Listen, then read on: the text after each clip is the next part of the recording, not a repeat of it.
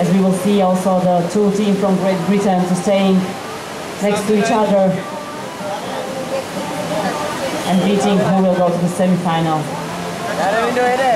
Takže skutočne pokračujeme v súboji, tentokrát nám svoje umenie head-to-head predvedú ženy, ktoré máme takisto obrovského favorita mistra Bratislava.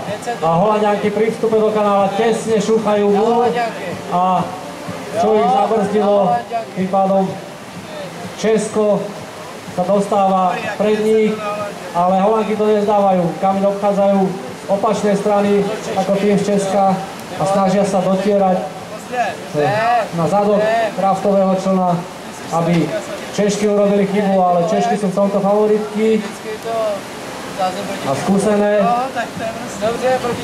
sportovkyne, takže si vedia takéto pozície ustrážiť. Ale doteraz to bolo vyslovene na rafte a uvidíme, ako sa Holandsko vysporiada s tým, že je na druhom mieste